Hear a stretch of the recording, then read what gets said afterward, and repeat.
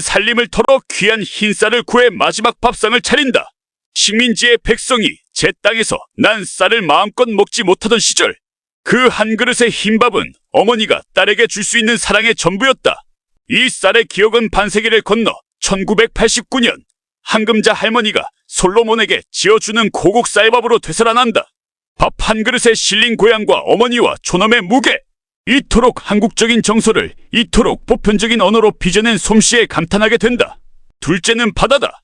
영도의 바다는 선자의 유년을 품어준 어머니의 품이었고, 처녀 선자가 한수를 만나던 설렘의 자리였으며, 고향을 떠나는 배 위에서 마지막으로 바라본 조국의 얼굴이었다. 그 바다가 노년의 선자를 다시 맞아줄 때, 바다는 변한 것 없이 푸르른데 사람의 한평생만 저물었다. 시간 앞에 무심한 자연과 그 앞에 선 유한한 인간이라는 대비가 이 드라마의 화면을 한 폭의 수묵화처럼 깊게 만든다. 두 감독의 연출은 자극적인 장면으로 눈물을 강요하는 법이 없이 이런 사물과 풍경에 정서를 실어 관객의 마음이 저절로 젖어들게 한다. 시대의 재현에 들인 공력 또한 화면 곳곳에서 느껴진다.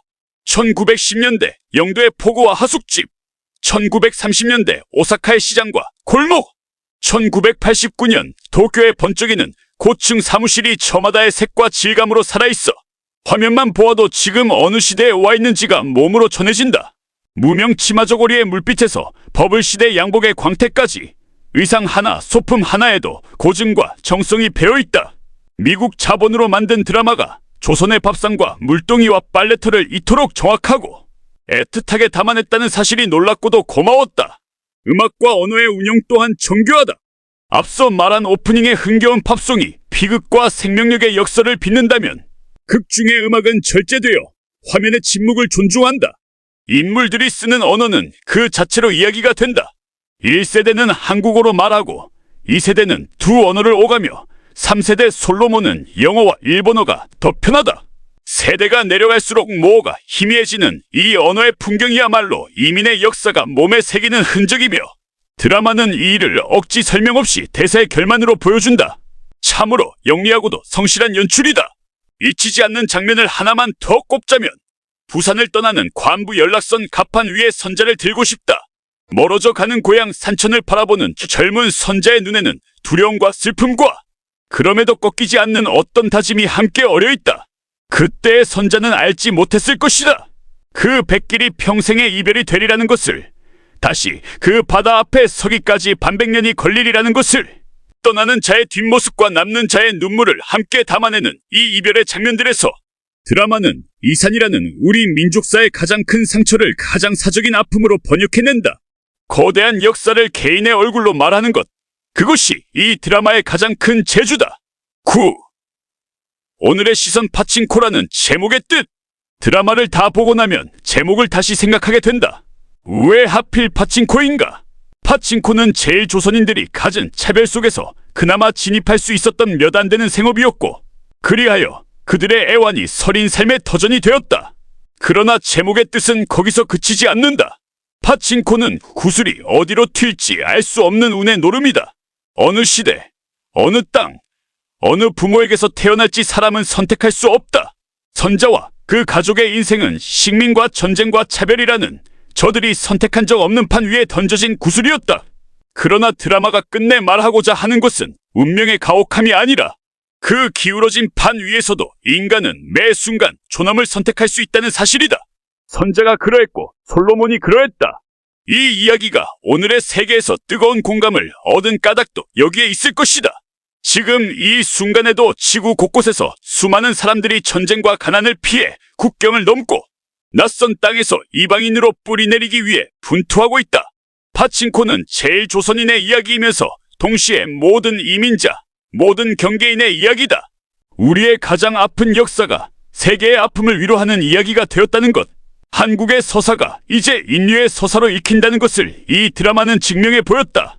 우리 문화의 힘이 어디까지 왔는지를 보여주는 하나의 이정표라 해도 지나치지 않을 것이다. 돌아보면 파친코의 성취는 홀로 이루어진 것이 아니다. 영화 기생충이 세계 영화의 정상에 서고, 미나리가 이민 가족의 이야기로 신금을 울리고, 오징어 게임이 지구촌의 안방을 사로잡은 그 도도한 흐름 위에서 파친코는 우리 이야기의 지평을 역사의 영역으로까지 넓혀놓았다. 오락과 장르물로 세계와 만나던 한국 콘텐츠가 이제 민족의 순환 살아는 가장 무거운 이야기로도 세계와 대화할 수 있음을 보여준 것이다. 문화의 힘이란 결국 제 이야기를 제 목소리로 할 수 있는 힘이며 그 이야기가 남의 가슴에도 가닿게 하는 힘이다. 파친코는 그 힘이 어디까지 자랐는지를 보여주는 미더운 증거다. 10. 어머니들의 초상 앞에서 드라마를 보는 내내 나는 지난날의 어머니들을 생각했다. 선자처럼 어린 나이에 정든 고향을 떠나 낯선 시집으로 낯선 땅으로 건너가 평생을 일에 지어 살면서도 자식들만은 반듯하게 키워내신 분들이다. 당신은 배우지 못했어도 자식은 가르쳤고 당신은 굶어도 자식은 먹였으며 온갖 서름을 당하면서도 자식 앞에서는 허리를 펴고 사셨다. 선자가 김치 광주리를 이고 시장 바닥에서 목청을 틔우던 그 장면에서 자식들을 위해서라면 부끄러움도 체면도 내려놓으셨던 어머니들의 모습이 겹쳐져 목이 메었다. 역사는 위인의 이름을 기록하지만 정작 그 역사를 밑에서 떠받쳐온 것은 이런 어머니들의 굽은 등이었다. 생각해보면 선자의 이야기는 곧 우리 집안의 이야기이기도 하다. 어느 집이든 거슬러 오르면 저마다의 선자가 있다. 전쟁통에 피란 보따리를 이고 자식들의 손을 잡아 끌던 할머니가 있고 객지로 돈 벌러 떠난 남편을 대신해 논밭과 집안을 홀로 건사하던 어머니가 있다. 그분들 또한 역사책에 이름 한 줄 남기지 못했으되 그분들이 아니었다면 오늘의 우리도 없다. 파친코가 세계인의 심금을 울린 것은 결국 어느 나라, 어느 집안에나 저마다의 선자가 있기 때문일 것이다. 위대한 이야기는 언제나 가장 낮은 자리의 사람들에게서 나온다는 것을 이 드라마는 다시 한번 증명한다. 노년의 선자가 고향 바다 앞에서 울던 장면을 나는 오래 곱씹었다. 한평생 억척스럽게 버텨온 사람도 저렇게 울 곳이 필요한 것이다. 살아생전 우리 어머니들에게는 저렇게 목 놓아 울 자리가 있으셨던가? 다 지나고 나서야 어머니를 떠나보낼 나이가 되어서야 이런 생각이 드는 것이 자식이라는 존재의 어리석음이다. 파친코는 나에게 한 편의 드라마이기 이전에 그 세대의 어머니들께 올리는 때늦은 큰절과도 같은 작품이었다. 화면 속 제일 조선인 할머니들의 웃음 띤 얼굴을 보며 나는 마음속으로 우리 어머니의 안식을 함께 빌었다. 11. 맺으며 8편이 드라마가 끝난 뒤에도 이야기는 끝나지 않는다. 이삭의 운명은 어찌 되는가? 노아와 모자수는 어떤 어른으로 자라는가? 선자의 남은 세월에는 또 어떤 풍파가 기다리는가? 시즌 1은 장대한 대하의 첫 물줄기일 뿐이니 이미 공개되어 있는 다음 시즌을 이어볼 생각에 벌써 마음이 묵직해진다.